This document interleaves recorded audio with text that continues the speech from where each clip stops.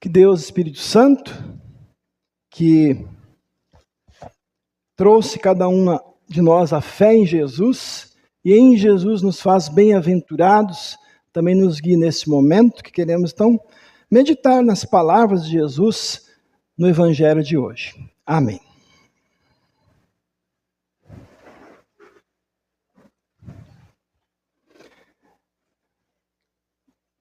Quando eu estava lendo hoje aqui o Evangelho, eu lembrei, ali diz que Jesus subiu ao monte, os discípulos se aproximaram dele, e aí a multidão, e ele começou então a pregar. Eu me lembrei, talvez alguns aqui também se lembraram, desta cena na série Os Escolhidos. O original é The Chosen. E é muito bonito como eles montaram a cena. Realmente uma grande multidão se reuniu e Jesus então começou esse sermão do monte. Se você não assistiu ainda essa série, eu recomendo. É muito bonita para ver realmente ao vivo, vamos dizer assim, o que a gente lê, você vê ali muito bem os principais acontecimentos do ministério de Jesus. Tem na Netflix e tem um aplicativo próprio que vocês podem baixar gratuitamente e assistir essa série. E aí quando a gente ouve então esse relato, que é conhecido como as bem-aventuranças, em outro lugar também, ou uma outra forma de chamar esse texto é o caminho da verdadeira felicidade, uma pergunta que a gente pode fazer é a seguinte: quando Jesus fala todas essas coisas, são 7 ou 8 bem-aventuranças, será que alguém consegue fazer tudo isso que Jesus diz? Será que é possível ser feliz desse jeito? Como eu falei antes, bem-aventurado você pode trocar pela palavra feliz. Ela aparece também nos Salmos, e em outros textos. São, na verdade, 9 bem-aventurados, 9 felizes, 9 bem-aventuranças. E, na verdade, a gente lendo assim, a gente pode pensar, Jesus está falando de 9 tipos de pessoas. Bem-aventurados são os pobres em espírito, daí também tem aqueles que são os pacificadores e assim por diante. Mas, na verdade, meus irmãos, Jesus aqui está mostrando 9 qualidades e atitudes que ele espera de cada um de nós, os seus filhos. Vocês viram lá que a gente ouviu no Salmo, o Davi perguntando quem que pode se aproximar do santo monte do Senhor. Daí ele vai falando, aquele que não fala mal dos outros, aquele que não conta mentiras, etc, etc. Aí a gente já pensa, puxa, será que eu me encaixo aí? E aí, o profeta Miqueias fala, olha, Deus quer que você pratique a misericórdia, a justiça, ande humildemente diante do teu Deus. Aí você já pode pensar também, mas será que eu faço sempre isso? E aí Jesus vem aqui e fala 9 qualidades que ele queria que você tivesse, que eu tivesse. Será que a gente consegue? Tem pessoas até que dizem assim que Jesus aqui estava dando uma nova lei, ou complementando os mandamentos. Nós vamos ver que não é bem isso. Então eu quero com vocês hoje refletir um pouquinho em cada um desses versículos para ver o que Jesus está querendo dizer. Primeiro, então, ele diz, felizes os pobres em espírito. Jesus mesmo já deixa claro que tipo de pobre ele está falando aqui, Ele não está falando de pobre materialmente. Ele já diz, felizes os pobres em espírito. Então, não é pobreza material. O que é ser pobre em espírito? Jesus está falando de alguém que reconhece que precisa de Deus, que é pobre espiritualmente. Alguém que sabe que tem uma pobreza espiritual.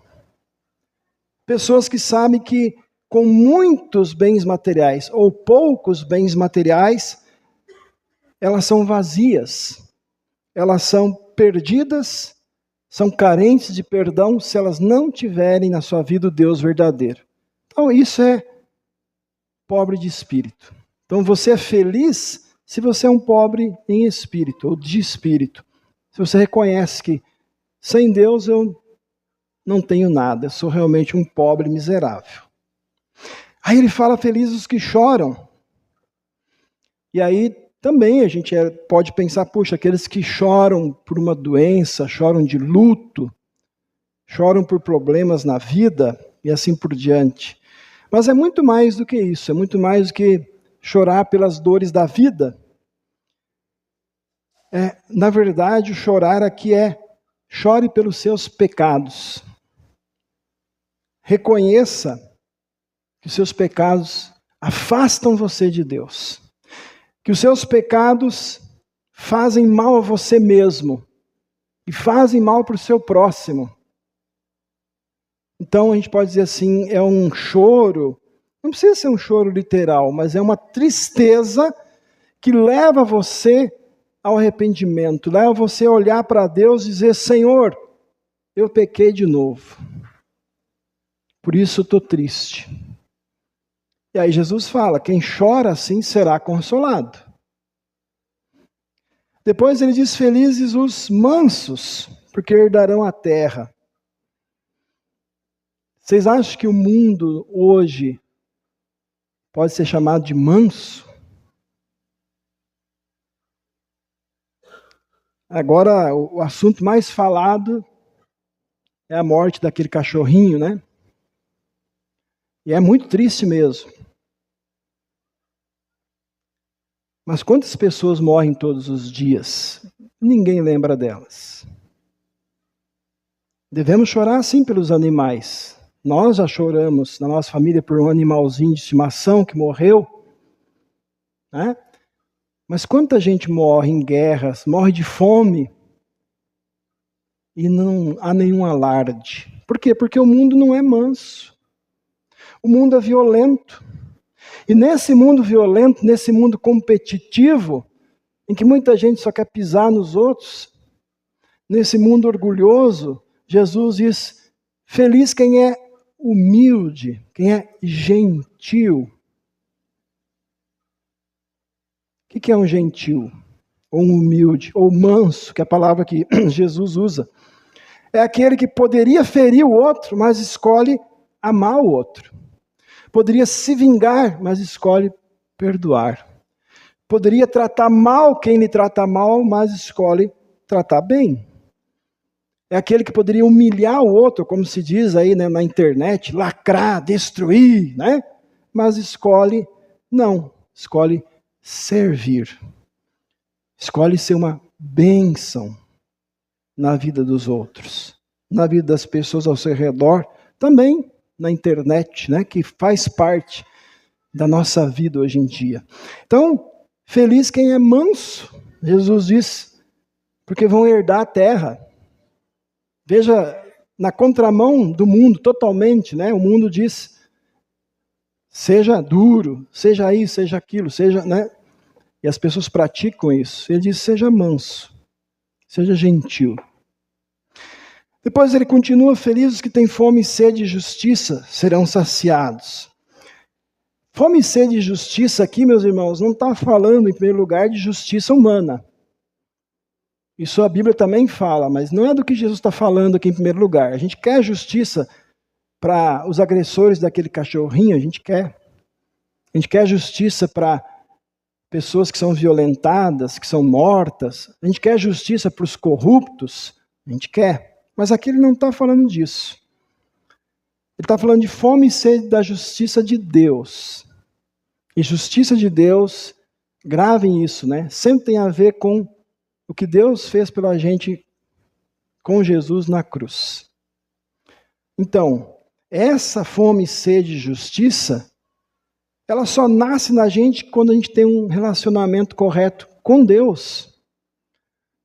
Isso é possível porque Jesus primeiro fez o que a gente não poderia fazer. E aí então ele nos perdoa, ele nos justifica, ele diz para Deus, olha esse Leandro aí, que não vale nada, Deus. eu justifiquei ele quando eu morri na cruz por ele. Então o Senhor não condene mais ele, porque ele foi purificado pelo meu sangue. E aí ele dá nova vida para a gente.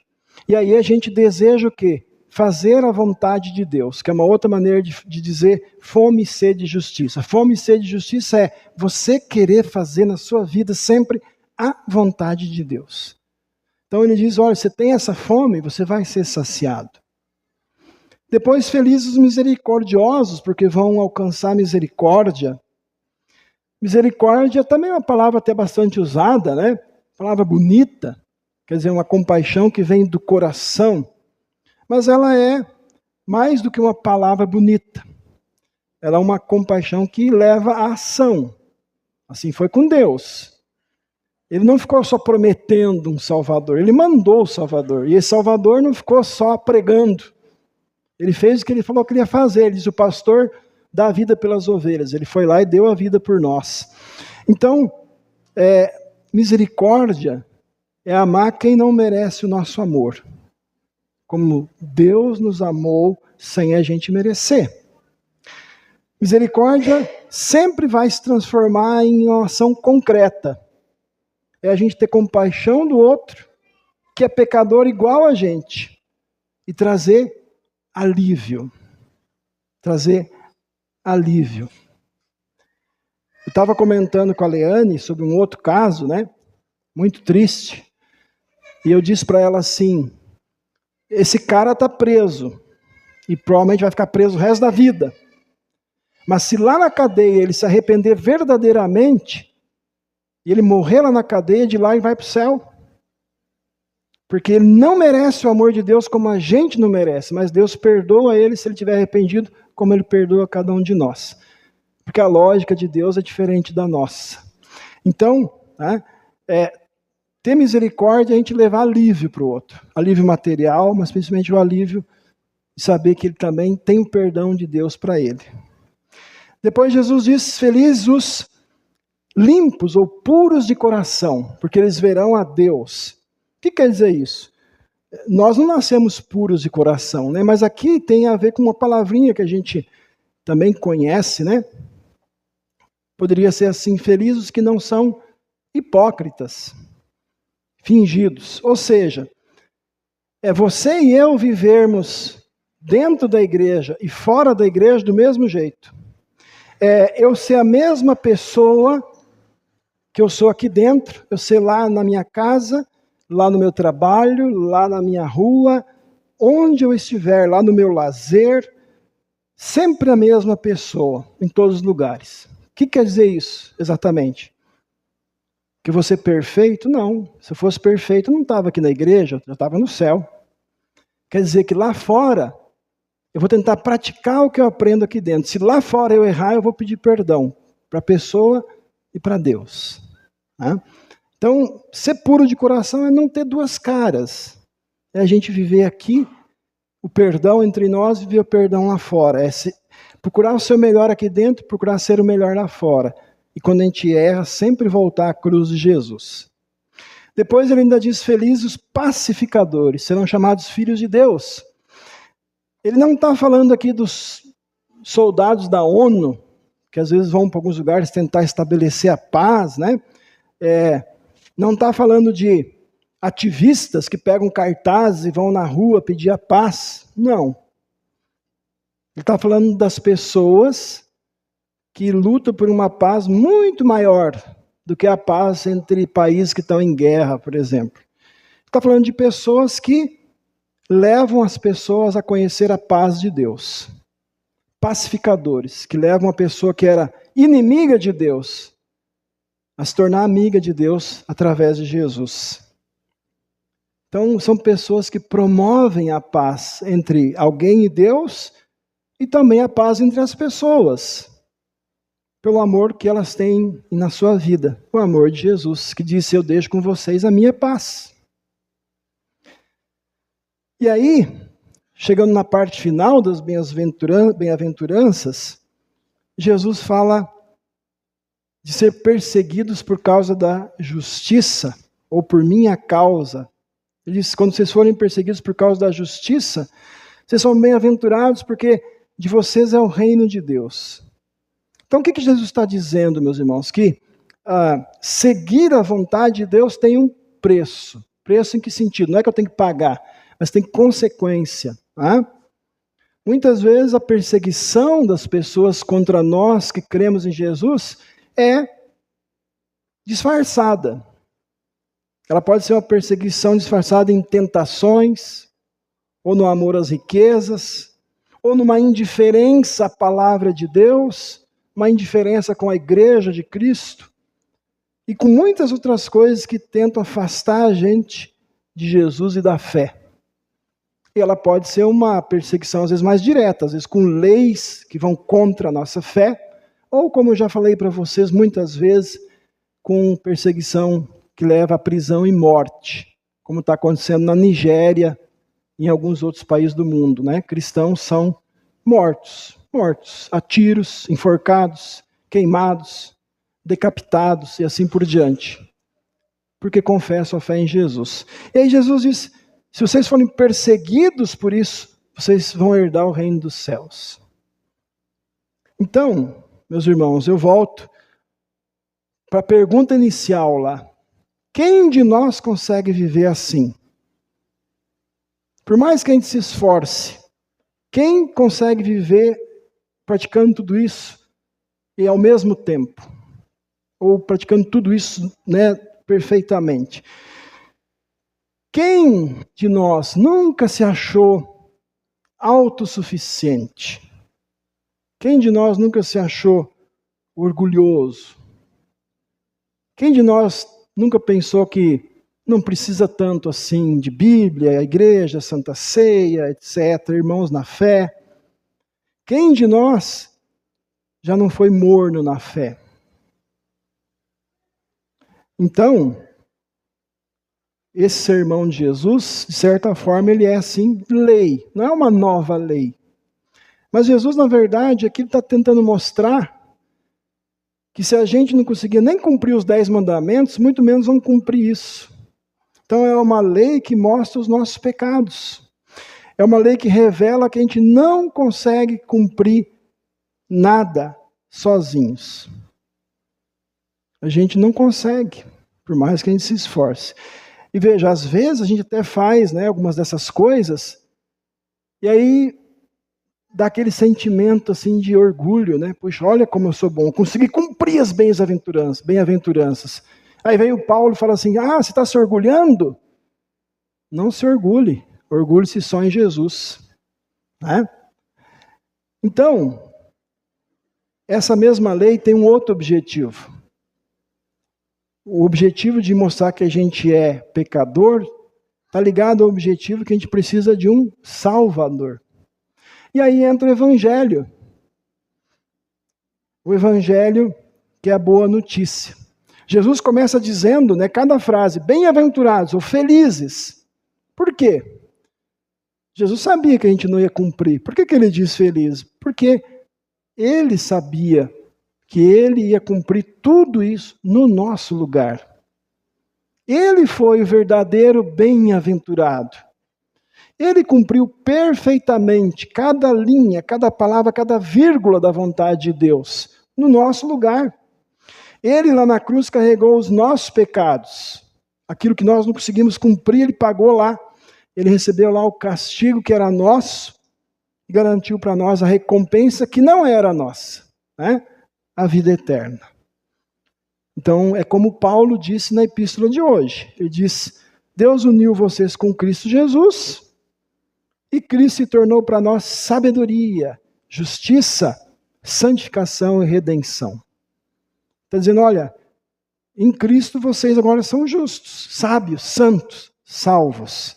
Então, meus irmãos, por isso eu coloquei esse tema aí. Felizes são os que seguem a Jesus. E aí nós podemos, então, em cada uma das bem-aventuranças, colocar essa palavra. Felizes são, né, os que seguem a Jesus e são pobres de espírito. Felizes são os que seguem a Jesus e têm fome e sede de justiça. Felizes os que são de Jesus, os que seguem a Jesus e promovem a paz. Quem segue Jesus, principal coisa que recebe dele é o quê? Perdão, a justiça de Deus, a paz e a salvação. E é isso que capacita eu e vocês a viver as bem-aventuranças. Não como um peso que Deus coloca sobre a gente, mas com alegria. Aí a gente olha agora para as bem-aventuranças e a gente pensa, puxa, com a ajuda de Cristo eu posso agora tentar ser um pobre em espírito. Eu posso chorar pelos meus pecados e ser perdoado. Eu posso promover a paz entre as pessoas. Eu posso ser uma pessoa mansa, que promove a mansidão e assim por diante. Felizes que seguem a Jesus. É por isso que a gente está aqui hoje. A gente está aqui hoje não porque a gente é melhor que ninguém, é porque a gente sabe que a gente precisa estar aqui para receber esta palavra, receber Jesus na ceia e continuar sendo felizes com Jesus e por causa de Jesus. Nós somos felizes e vamos ser felizes porque tudo que Deus exigiu da gente, Jesus cumpriu. Todo o castigo era nosso e Ele tomou sobre si. Toda a sua justiça e amor Ele jogou sobre nós. Ele nos entrega como presente para a gente poder ser bem-aventurados. Felizes que seguem a Jesus.